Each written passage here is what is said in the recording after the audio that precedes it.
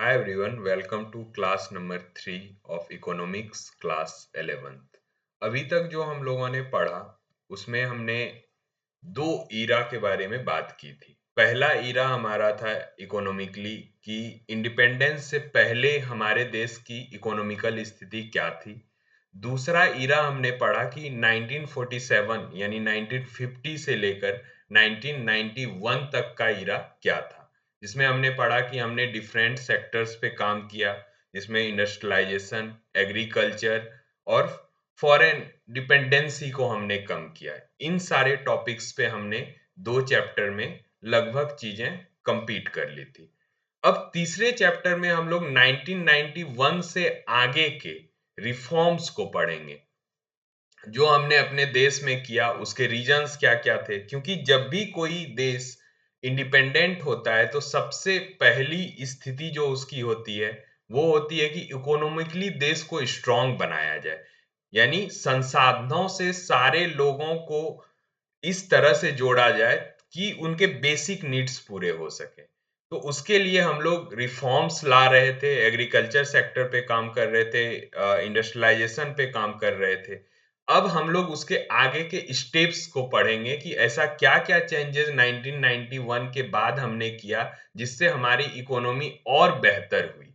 तो हम लोग इस चैप्टर में जो पढ़ने वाले हैं वो है लिबरलाइजेशन, प्राइवेटाइजेशन एंड ग्लोबलाइजेशन को। मेनली हम लोग इस 3 टॉपिक को पढ़ेंगे जो चेंजेज हुए थे। तो पहला टॉपिक है हमारा लिबरलाइजेशन। तो लिबरलाइजेशन में हम लोग इसको हिंदी में उदारीकरण बोलते हैं। उदारीकरण से मेरा मतलब है कि उदार होना। पहले आप क्या करते हो, उदार होने का मतलब है कि जब आप अपने दरवाजे, इकोनॉमी के दरवाजे सभी लोगों के लिए खोल देते हो। अगर आप मान लो कि आपका घर एक देश है, अभी तक आप क्या कर रहे थे, खुद में ही कुछ पैदा कर रहे थे, प्रोड्यूस कर रहे थे, उसको कंज्यूम कर रहे थे। तो इससे इकोनॉमी कैसे बढ़ेगी? अब आपने क्या किया, अपने घर के दरवाजे खोल दिए कि कुछ लोग दूसरे भी वस्तु लेके आते हैं, वो हमें बेचते हैं और हमारे पास कोई सामान है जो सरप्लस में है, हम उन्हें बेच देते हैं। तो इसको हम लोग उदारीकरण के नाम से जानते हैं, जिसको इंग्लिश में लिबरलाइजेशन बोला जाता है। तो लिबरलाइजेशन को हम लोग पढ़ेंगे। Liberalisation was introduced to put an end to these restriction and open various sector of economy.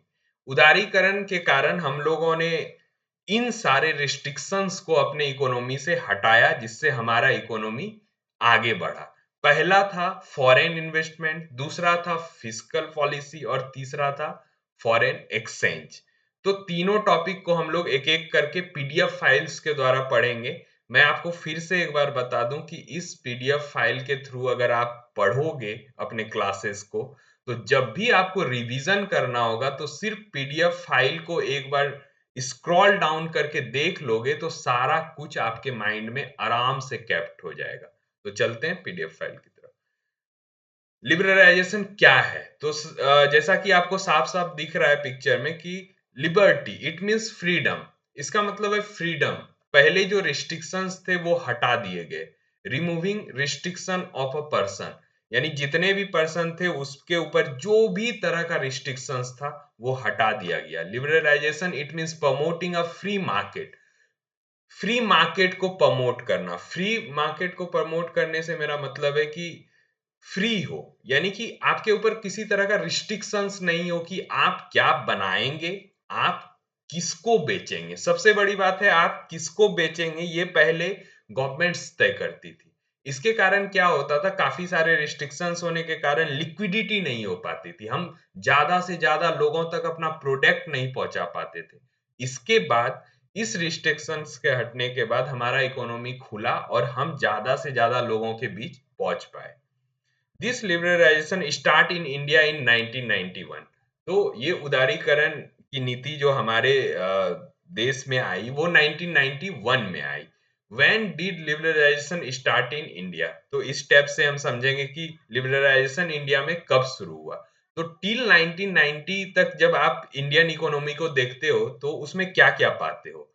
उसमें पाते हो government impose number of restrictions on trade, industry and commerce. 1990 तक गवर्नमेंट काफी सारे रिस्ट्रिक्शंस लगाती थी ट्रेड्स पर कि आप क्या व्यापार करोगे, आप क्या पैदा करोगे, आप किसे बेचोगे, ये सारी चीजें तय गवर्नमेंट करती थी, जो इसके बाद लिबरलाइजेशन के थ्रू फ्री किया गया। एग्जाम्पल में देखोगे 1990 से पहले क्या क्या प्रॉब्लम्स थे, तो लाइसेंस राज का प्रॉब्लम था, strict control of RBI. RBI उस समय एक एक चीजें तय करती थी। आप आज हम लोग जिस स्थिति में खड़े हैं, बैंक्स काफी इंडिपेंडेंट हो गए। छोटे मोटे रिस्ट्रिक्शंस वो आरबीआई कंट्रोल करती है, लेकिन आप ओवरऑल अगर बैंक को देखोगे तो बैंक काफी फ्रीली काम करते हैं अपने देश में। उस समय ये स्थिति नहीं थी। हाई रेट ऑफ टैक्सेस, उस समय गवर्नमेंट एक बहुत बड़ा टैक्सेशन थोपती थी जितने भी बिजनेसमैन थे, उसके कारण से उनका बिजनेस का मार्जिन जो है काफी कम बचता था, उनके प्रॉफिट का एक बड़ा भाग गवर्नमेंट को चला जाता था। तो इसके कारण से बिजनेस में बूम नहीं आ रहा था, उसके कारण से इकोनॉमी नहीं बढ़ रही थी। ये सारे चेंजेस 1990 के बाद 1991 में जो रिफॉर्म हुआ लिबरलाइजेशन के थ्रू, उसमें चेंज हुए।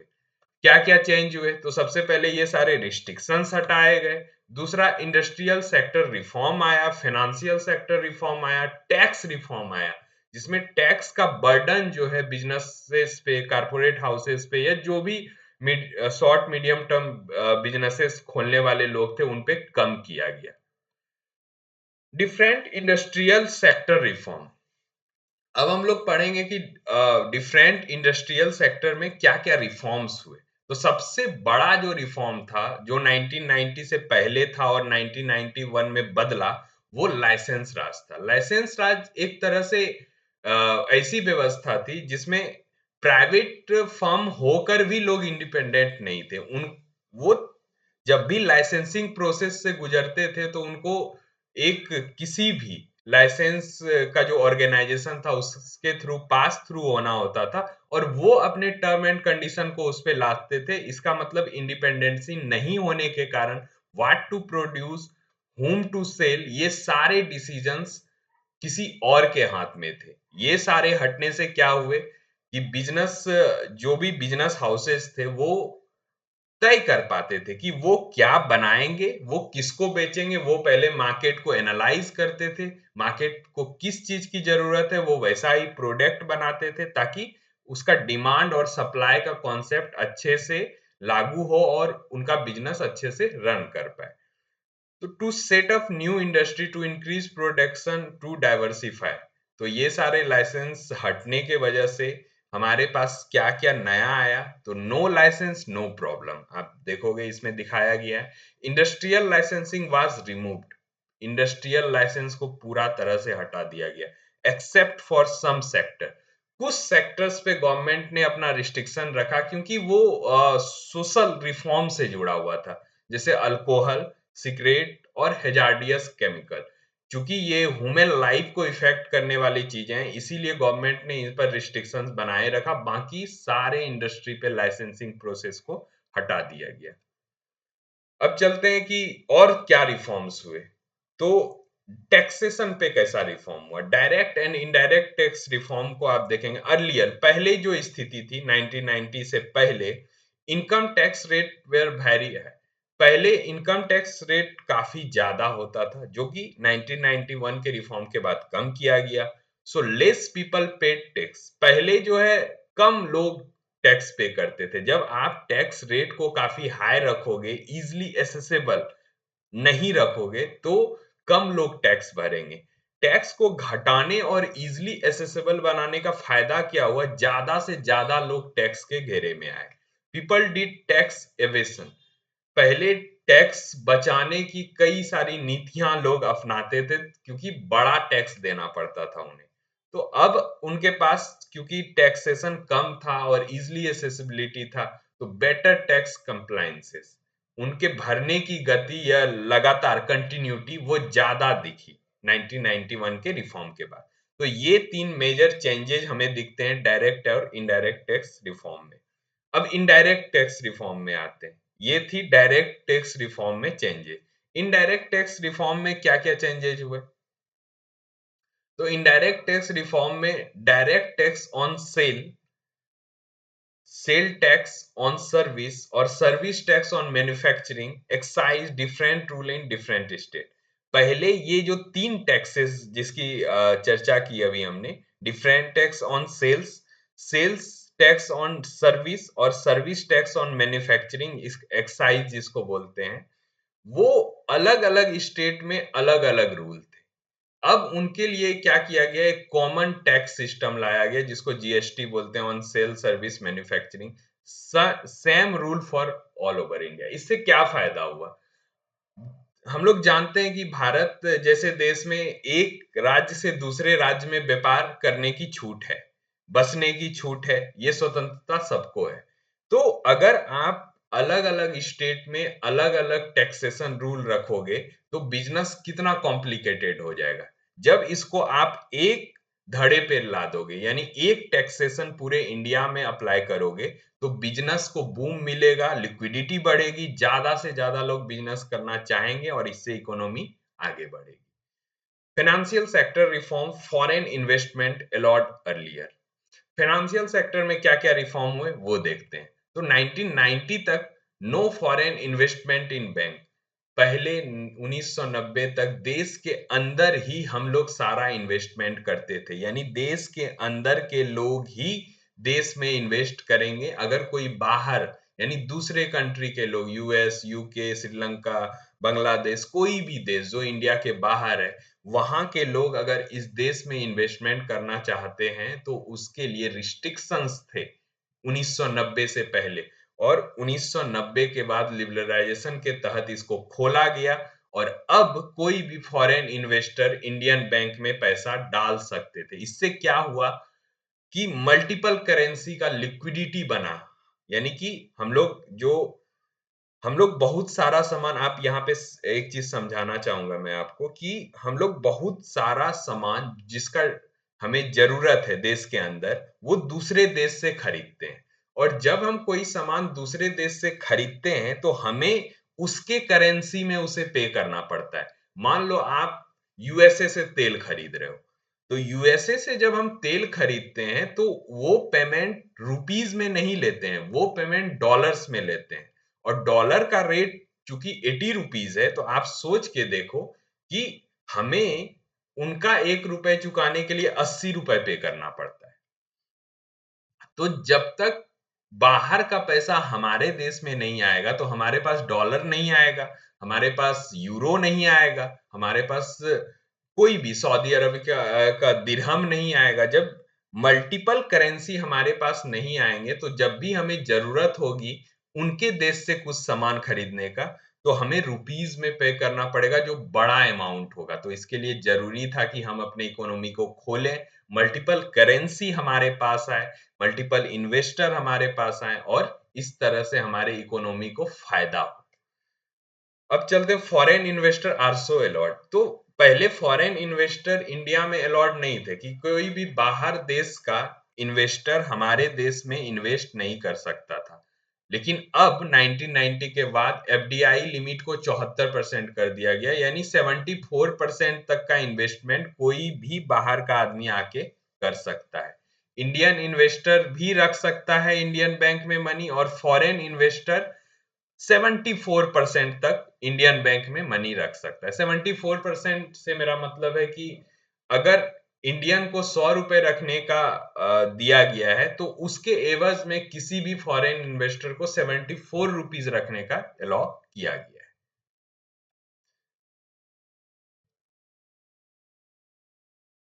अब हम लोग चलते हैं नेक्स्ट स्टेप पे। शायद ये हैंग हुआ है तो देखते हैं।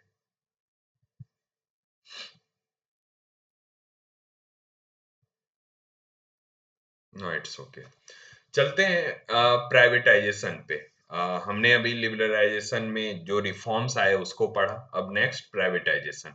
Privatisation, this term is use for transfer of ownership of company from government to individual और making new company by any individual. Privatisation में क्या चीजें हुई?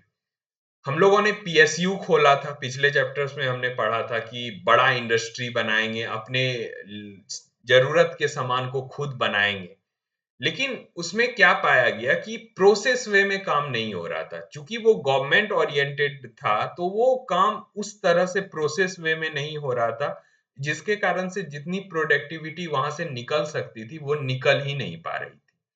तो इसके लिए जरूरी था कि कुछ सेक्टर का प्राइवेटाइजेशन हो। प्राइवेटाइजेशन होना क्यों जरूरी था? प्राइवेटाइजेशन होना इसलिए जरूरी था क्योंकि आप जब गौर से देखोगे तो प्राइवेट कंपनियां जिस तरह से काम करती हैं, वो मैक्स टू मैक्स प्रोडक्टिविटी निकालने की कोशिश करती है, यानी ज्यादा से ज्यादा उत्पादन कैसे निकाला जाए इस पर पूरा ध्यान रहता है। तो इससे क्या होता है, अब जब कम संसाधन को लगा के आप ज्यादा से ज्यादा प्रोडक्टिविटी निकालोगे तो ये इकोनॉमी के लिए अच्छा होता है।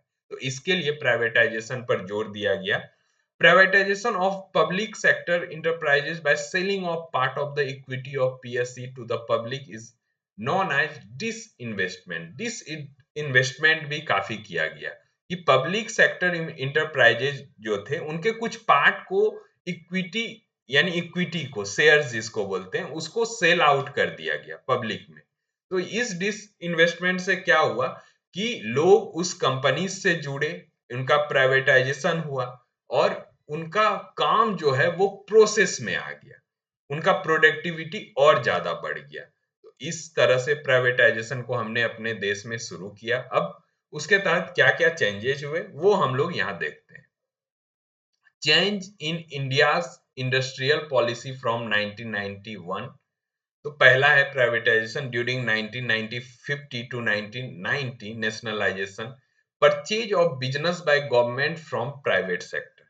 जैसे आप टाटा एयरलाइंस का एग्जांपल लो, purchase by government, air India, government purchase Tata airlines from Tata and named it to air. तो एक चेंज बड़ा क्या हुआ था 1991 में कि टाटा एयरलाइंस को इंडियन गवर्नमेंट ने परचेज कर लिया, जिसको एयर इंडिया का नाम दिया गया। लेकिन ये हुआ था 1950 से 1990 तक, और 1991 में क्या हुआ, इसको टाटा एयरलाइंस को वापस बेच दिया गया क्योंकि वो प्रॉफिटेबल नहीं हो रहा था, वो चलाने में सक्षम इसको नहीं थे, तो उनको पुनः बेचा गया ताकि इस ये रेवेन्यू जनरेट कर पाए, ये प्रॉफिटेबल बन सके और हमारे इकोनॉमी के लिए। तो 1950 से 1990 में क्या हुआ, टाटा एयरलाइंस से गवर्नमेंट ने उनका एयरलाइंस लिया जिसको नाम दिया गया एयर इंडिया, और बाद में 1991 में इस एयर इंडिया को गवर्नमेंट ने फिर से टाटा एयरलाइंस को बेच दिया। क्यों? क्योंकि वो इसे चला नहीं पाए और प्रॉफिटेबल नहीं बना पाए। और क्या क्या चेंजेज हुए, तो प्राइवेटाइजेशन मेथड 2 में ये था कि पीएसयू के ऊपर जो गवर्नमेंट का कंट्रोल था, पहले जो पीएसयूज बनी थी उस पे पूरा का पूरा कंट्रोल गवर्नमेंट का था, लेकिन 1991 के बाद पीएसयू को अलग अलग नामों में बांट दिया गया, कुछ को नवरत्न नाम दिया गया, कुछ को महारत्न, कुछ को मिनी रत्न। और इसमें क्या किया गया, PSU given freedom to take decision, PSU को डिसीजन मेकिंग के लिए फ्रीडम दिया गया इंडिपेंडेंटली एंड इंक्रीज प्रॉफिट। उनको ये अधिकार दिया गया कि आप अपना डिसीजन मेकिंग खुद करो, इंडिपेंडेंटली करो और अपने प्रॉफिट को बढ़ाओ। तो टाइप्स ऑफ रत्न, तो महारत्न, नवरत्न और मिनी रत्न, इन तीनों सेक्टर्स में बांटा गया पीएसयूज को हमारे। तो पहला महारत्ना में सेल को रखा गया, स्टील अथॉरिटी ऑफ इंडिया को, नवरत्न में एमटीएनएल को और मिनी रत्न में बीएसएनएल को। इस तरह से नामांकन करके उन्हें रिफॉर्म करने की कोशिश की गई। तो इससे क्या हुआ, प्रोडक्टिविटी बढ़ी और फिर बिजनेस एक प्रोसेस में आया। वाई पीएसयू प्राइवेटाइज, पीएसयू को क्यों प्राइवेटाइज किया गया, उसका reason, from 1991 government did privatisation disinvestment. Reason for privatisation disinvestment, क्या क्या रीजंस थे, huge capability of private sector in managing prices. तो सबसे पहला बात, आप जब किसी भी प्राइवेट कंपनी को देखते हो तो वो मैक्स टू मैक्स कैपेबिलिटी अपने एम्प्लॉय का यूज करता है। तो ये यूज करने के लिए इनका प्राइवेटाइजेशन किया गया।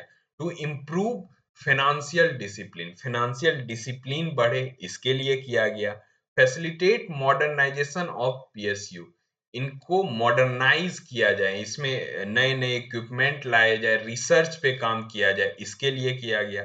Sale of PSU help in meeting budgeting deficit, get fund available for development work, strong impetus to FDI, promote FDI in India.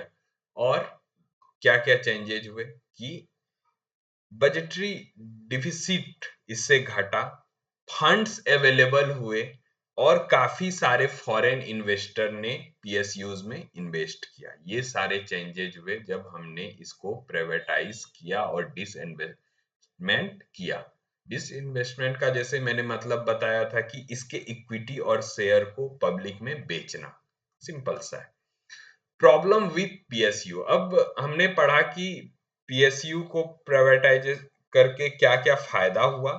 अब हम पढ़ेंगे कि प्रॉब्लम्स क्या क्या था पीएसयू के साथ। तो आप जब ड्यूरिंग 1950 से 1990 को देखोगे तो इन नंबर ऑफ पीएसयू स्टेब्लिश, काफी सारे पीएसयू स्टेब्लिश हुए, लेकिन उनमें प्रॉब्लम क्या क्या आया, तो इनएफिशिएंट मैनेजमेंट, उनका मैनेजमेंट इफिशियंस नहीं था, यानी पूरा का पूरा प्रोडक्टिविटी नहीं दिखा पाता था। पीएसयू फंड नॉट यूज्ड जुडिशियबली, तो पीएसयू का फंड जो है वो इथिकली यूज नहीं हो रहा था, जितना जितना फंड जहां यूज होना चाहिए वहां नहीं हो रहा था। और जब बिजनेसेस में आप फंड को यूज पर्सनल यूज के लिए करोगे, बिजनेसेस में नहीं करोगे, तो कभी भी आपका बिजनेस बड़ा नहीं हो सकता। Outdated method of doing business, outdated methods use करना, जब तक आप अपने बिजनेस को अपडेट नहीं करोगे, उसका डिजिटलाइजेशन नहीं करोगे, मशीन्स उसमें न्यू नहीं लगाओगे जिससे आउटकम बढ़े, तब तक आपका बिजनेस बिल्ड हो ही नहीं सकता, और बड़ा तो बिल्कुल नहीं हो सकता। Losses suffered by government, very high government investment, so budgetary deficit faced by government. और इसके कारण क्या हुआ कि वो प्रॉफिट नहीं बना पा रहे थे, प्रॉफिट नहीं बनाने के कारण काफी बड़े लॉसेस से गवर्नमेंट को सफर करना पड़ा। और जब गवर्नमेंट काफी बड़े लॉसेस को सफर करती है तो ये बजट में डिफिसिट, यानी हमारे ऊपर एक कर्ज की तरह बन जाता है, जो कि किसी भी देश के इकोनॉमी के लिए अच्छा नहीं होता है। तो हमने पढ़ा कि पीएसयूज के साथ प्रॉब्लम क्या था, हमें क्यों जरूरत पड़ी उन्हें प्राइवेटाइज करने की, और प्राइवेटाइज करने के बाद पीएसयू के हमें क्या क्या फायदा मिला। इन तीनों चीजों को हमने पढ़ लिया। अब चलते next, financial sector reforms. Financial sector में क्या क्या रिफॉर्म्स हुए, तो private investment allowed in banking sector. आपको ये देखकर साफ पता चलेगा कि 1990 से पहले तक हम लोग सिर्फ गवर्नमेंट बैंक से अलाउ थे, और 1991 के बाद हमने काफी प्राइवेट बैंक्स को इंट्रोड्यूस किया इंडिया में, आरबीआई के थ्रू आप उसको रेगुलेट किया। तो आप आज देखते हो कि काफी सारे banks, HDFC bank, ICICI bank इतने बड़े हो गए।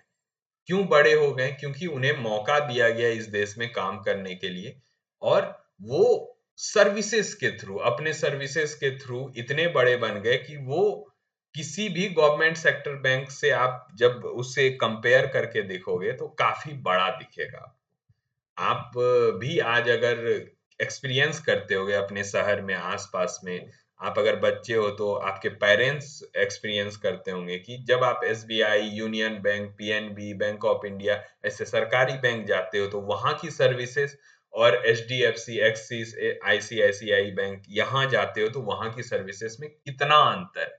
तो ये कारण है, हमें बेहतर सर्विस मिला, हमें बेहतर बैंकिंग मिली, और इससे हमारा इकोनॉमी आगे और बूस्ट किया।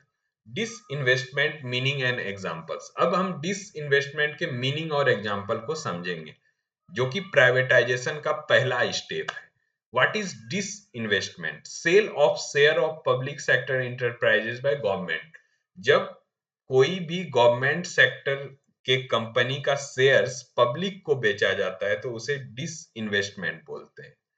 Indian railway catering and tourism corporation उसका एक एग्जांपल है। जब आप शेयर मार्केट करोगे तो आपको वहां आईआरसीटीसी का शेयर दिखेगा। इसका मतलब क्या है कि गवर्नमेंट ने कुछ शेयर, यानी 10% हो सकते हैं, 5% हो सकते हैं, 15% हो सकते हैं, उस शेयर को पब्लिक मार्केट में लाया है ताकि पब्लिक भी उसमें पार्टिसिपेट कर पाए, पब्लिक उसके शेयर्स खरीद पाए। और इस डिसइन्वेस्टमेंट से क्या होता है कि वो प्राइवेटाइज हो जाती है, यानी और सब इन्वेस्टमेंट उसमें बाहर से आना संभव हो जाता है जब आप अपने शेयर्स को पब्लिकली बेचते हो। और इसका प्लेटफॉर्म क्या है? इसका प्लेटफॉर्म शेयर मार्केट है। Earlier IRCTC not listed on stock market. पहले 1990 से पहले आईआरसीटीसी लिस्ट नहीं थी, जो कि अब लिस्ट हुई। और जब शेयर मार्केट में कोई भी कंपनी लिस्ट होती है, इसका मतलब है कि आप वहां इन्वेस्टमेंट कर सकते हो। This means government of India sold 33% share to public. This is called disinvestment. इसी को डिसइन्वेस्टमेंट बोलते हैं। किसी भी सरकारी सेक्टर के कंपनी के शेयर को जब आप पब्लिकली बेचते हो तो उसे डिसइन्वेस्टमेंट बोलते हैं। मेरे ख्याल से डिसइन्वेस्टमेंट क्लियर हो गया होगा आपका। चलते हैं नेक्स्ट स्लाइड पे। उसके पहले एक छोटा सा ब्रेक लेते हैं और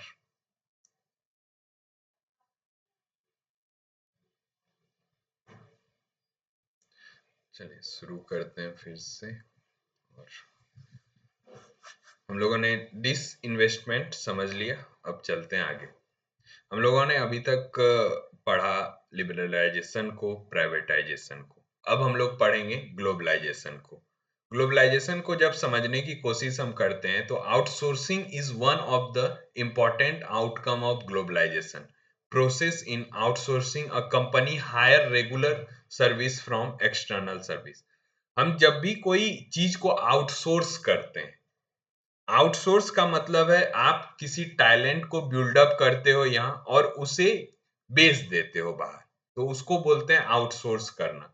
जब हम किसी सर्विसेज को आउटसोर्स करते हैं, यानी सर्विसेज हम यहाँ दे रहे हैं लेकिन काम कर रहे हैं किसी और देश के लिए, तो इसे ग्लोबलाइजेशन के तहत बड़ा मूव माना गया। कि आप जैसे आईटी सेक्टर में हम लोग आउटसोर्स करते हैं। आप बाहर आईटी इंजीनियर्स को जब देखोगे, जैसे टीसीएस काम करती है। टीसीएस क्या करती है? मल्टीपल प्रोजेक्ट्स लेती है बाहर से और उसे फिर बाहर बेच देती है। अपने देश के लोग उसमें इन्वॉल्व होते हैं, जो उस सॉफ्टवेयर या फिर किसी भी तरह के ऐप को, वेबसाइट को डेवलप करते हैं, आईटी के प्रोडक्ट को डेवलप करते हैं और वो बाहर बेच देते हैं, तो इसको आउटसोर्स बोलते हैं।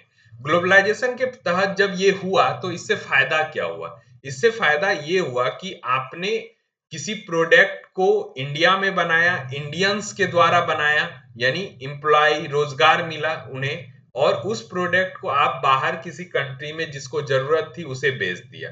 तो इससे सारा का सारा फायदा किन्हें हुआ? सारा का सारा फायदा इंडियंस को हुआ। तो ये एक बड़ा मूव था ग्लोबलाइजेशन के तहत जो इंडिया में हुआ।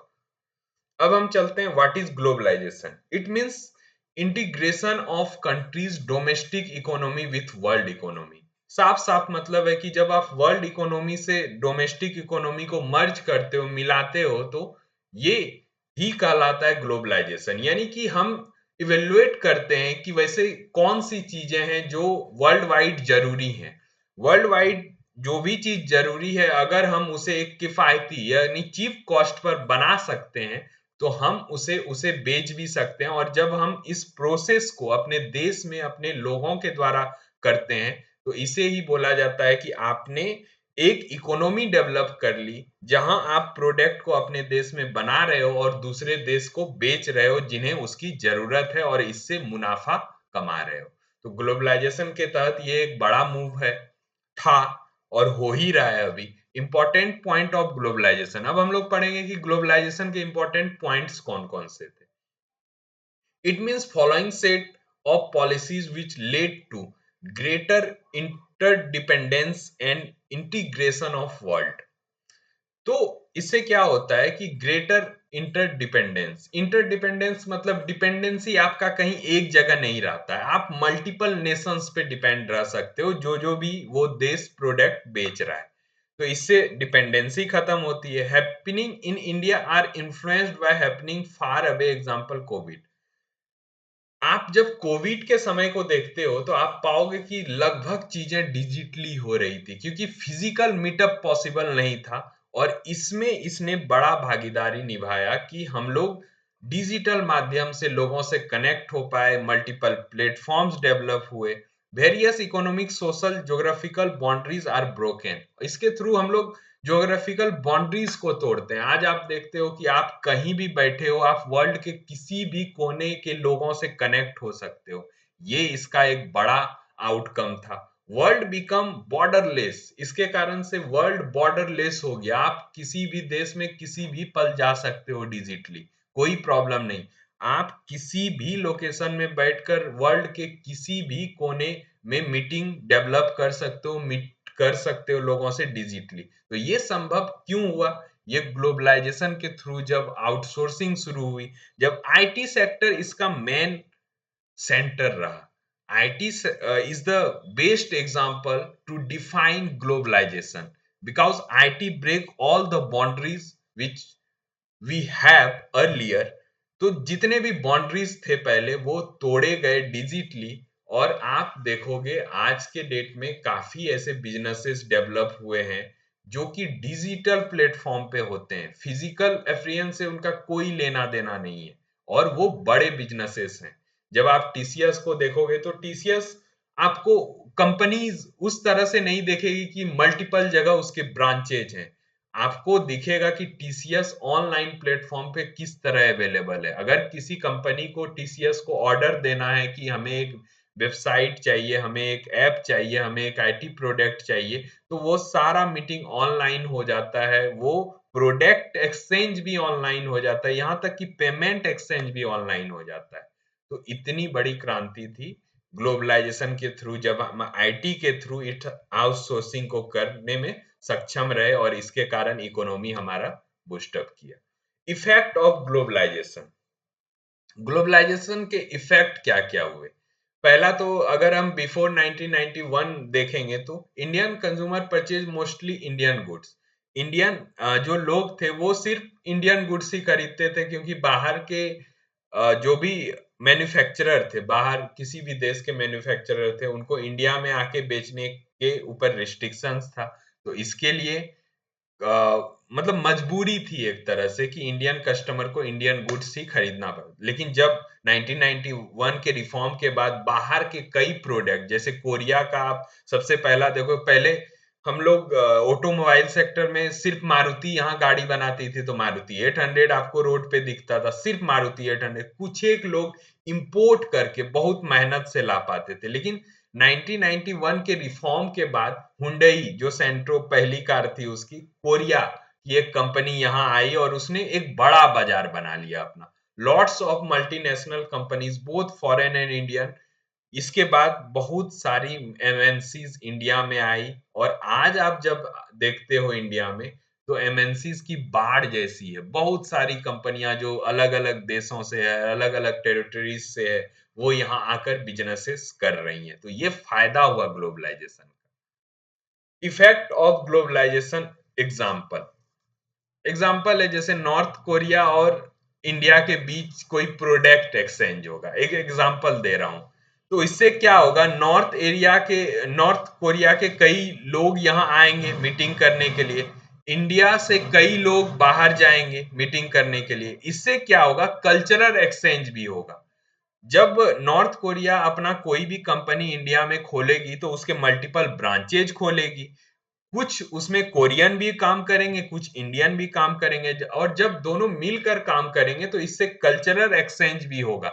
यहाँ के लोग जानेंगे वहां की कल्चर क्या है, वहां के लोग जानेंगे यहाँ का कल्चर क्या है। उससे एक नया बिजनेस डेवलप माइंड भी होता है कि वहां किन किन चीजों की जरूरत है जो मेरे पास है, और हमारे उनको पता चलेगा कि यहाँ ऐसा क्या जरूरत है जो अपने देश के प्रोडक्ट से हम पूरा कर सकते हैं। तो इस तरह से भी ये डेवलपमेंट होता हुआ दिखा हमें।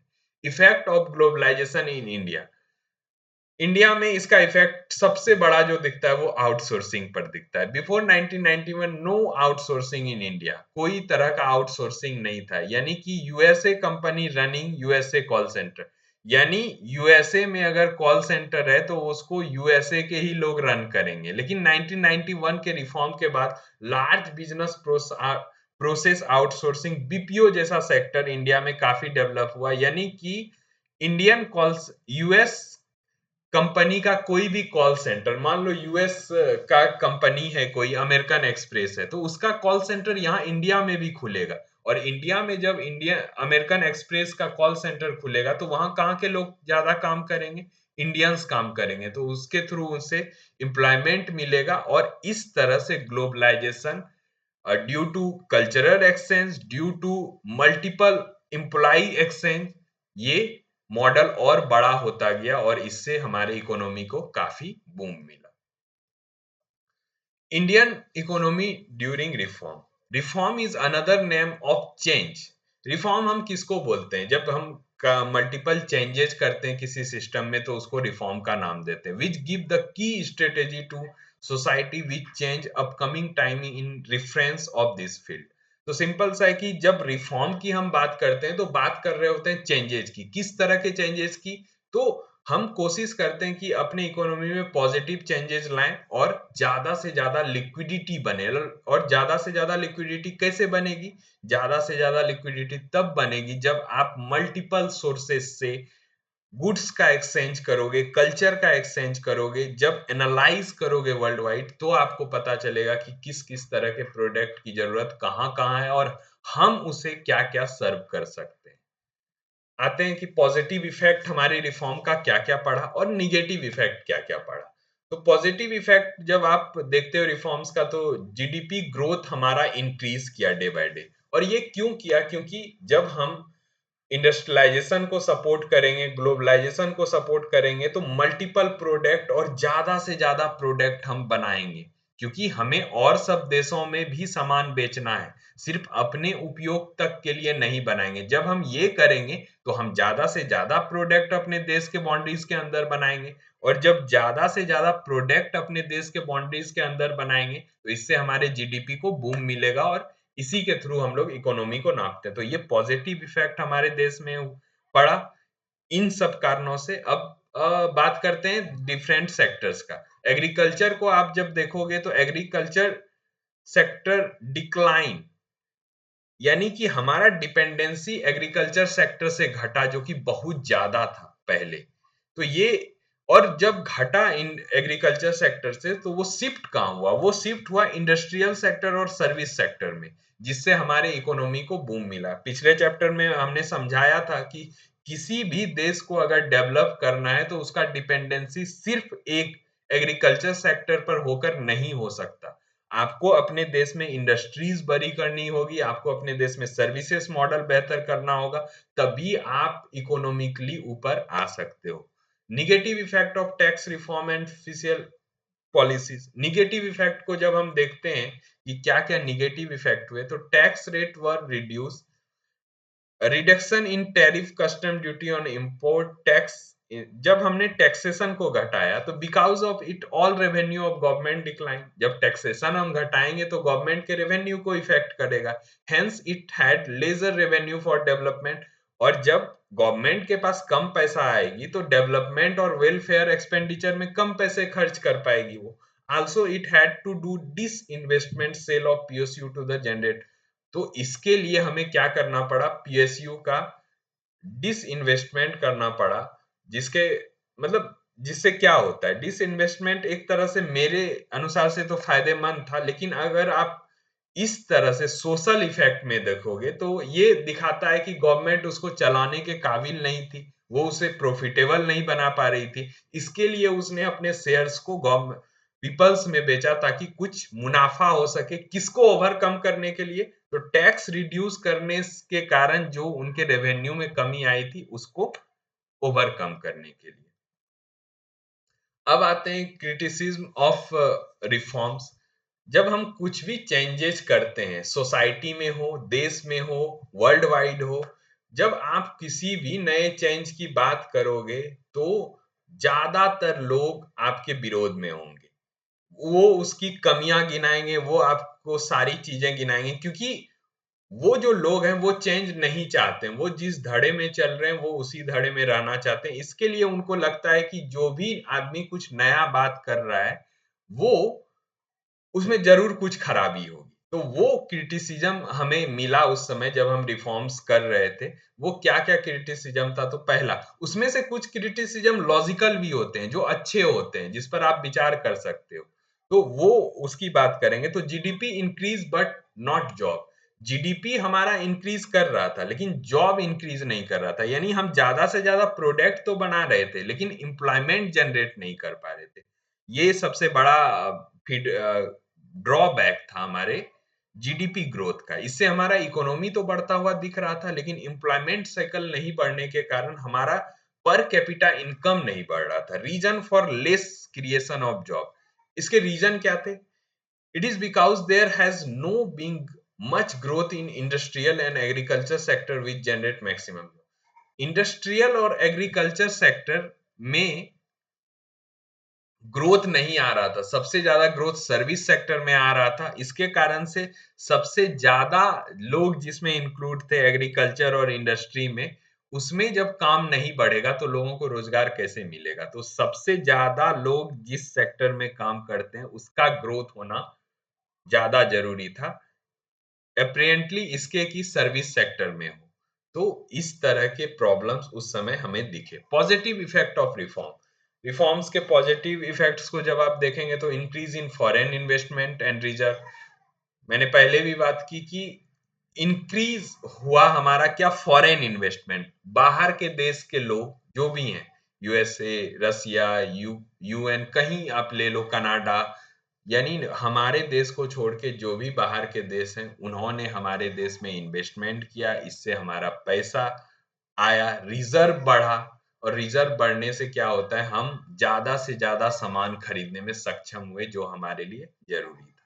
तो आप इस पूरे स्लैब को जब पढ़ोगे, इससे समझ में आ जाएगा कि फॉरेन इन्वेस्टमेंट 100 मिलियन था 1980 टू 1991, और 1917 टू 80 30 मिलियन ही था। यानी तिगुना वहां से हो गया लगभग। यानी ज्यादा से ज्यादा फॉरेन मनी हमारे देश में आया, जिससे हमारा इकोनॉमी और ज्यादा बेहतर हुआ। पॉजिटिव इफेक्ट एक बार और रिफॉर्म्स के देख लेते हैं कि बिफोर रिफॉर्म हम क्या थे? लो एक्सपोर्ट, यानी हम कम सामान बेचते थे क्योंकि बनाते ही नहीं थे। अब आफ्टर रिफॉर्म क्या हुआ? हम ज्यादा से ज्यादा सामान बनाने लगे, तो हम उस सामान को उपयोग करने के बाद भी हमारे पास सरप्लस बचता था। जो सरप्लस बचता था हम बाहर बेच देते थे, उसे हमारा एक्सपोर्ट बढ़ा।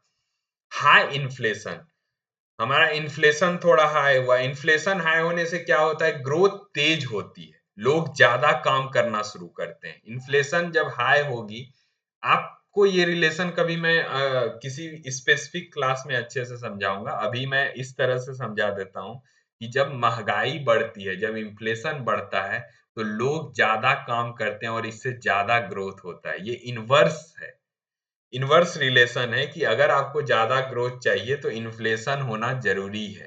तो less inflation, price of goods.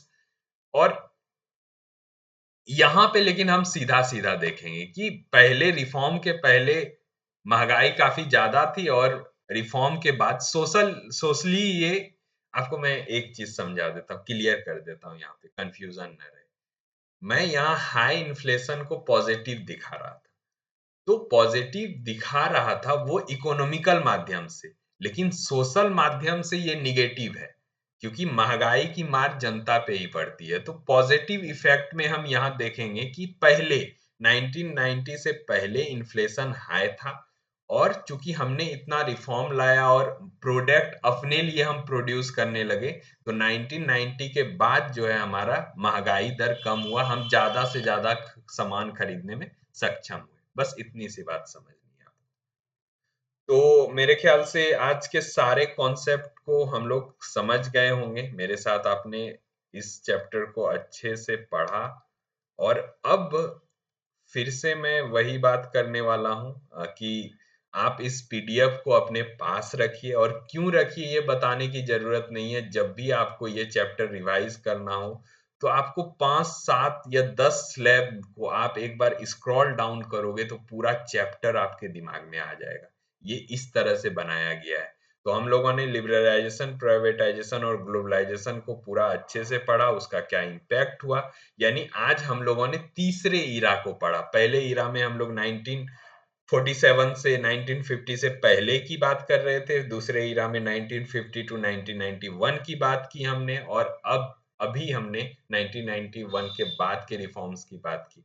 अगले चैप्टर में हम इसके अगले कॉन्सेप्ट को पढ़ेंगे। जो भी चीजें आपको समझ में नहीं आ रही है वो कमेंट में आप लिख सकते हैं। जो और इम्प्रूवमेंट आपको इस क्लासेस में चाहिए वो आप लिख सकते हो। और मैं आपको बता दूं कि ये पीडीएफ आप कहाँ से डाउनलोड कर सकते हो। तो सबसे पहले हम लोग अपना, ये सबके लिए फ्रीली अवेलेबल है। आप वहां जाकर अपने पीडीएफ को डाउनलोड कर सकते हो, प्रिंट आउट ले सकते हो, ताकि आपका रिवीजन अच्छे से। आपको गूगल पे जाना है और टाइप करना है www.evitcash.co.in। यहाँ नीचे आ गया है, तो हम लोग इसको सर्च कर लेंगे।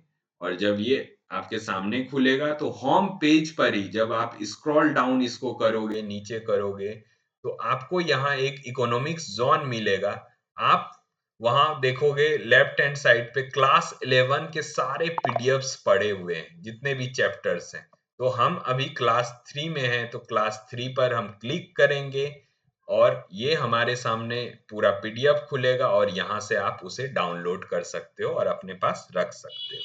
मिलते हैं नेक्स्ट क्लास में। अगर आपको ये वीडियो अच्छा लगा या कुछ कमी लगी आपको, तो कमेंट के थ्रू बताएं, और अगर अच्छा लगा तो शेयर करें और सब्सक्राइब भी करें। तब तक के लिए बाय।